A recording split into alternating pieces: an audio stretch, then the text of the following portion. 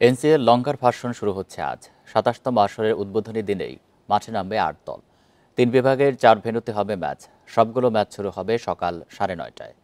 Bundle থাকলে প্রতি সেনমানিতে টাকা বাঁচবে। বিকাশ সেনমানি বান্ডেল কিনে জিতুন প্রতি লেনদেনে। এবার নেই গেল আসরের দল ঢাকা মেট্রো। নতুন করে যুক্ত হয়েছে ময়মনসিংহ বিভাগ। সিলেট আন্তর্জাতিক স্টেডিয়ামে ময়মনসিংহের মুখোমুখি হবে সিলেট বিভাগ। নতুন দলের কোচের দায়িত্বে আছেন নাজমুল হোসেন, নেতৃত্বে আব্দুল মজিদ। সিলেট বিভাগের হয়ে প্রথম থেকেই মাঠে নামার কথা জাতীয় দলের তারকা মুশফিকুর রহিমের। সিলেট একাডেমি মাঠে লড়বে ঢাকা ও রংপুর, আর খুলনা বিভাগীয় স্টেডিয়ামে খেলবে স্বাগতিক খুলনা ও বরিশাল। রাজশাহী চট্টগ্রাম খেলবে রাজশাহী বিভাগীয় মাঠে। সাব্বির, নাসির, সৌম্য খেলবেন লাল বলের এনসিএল।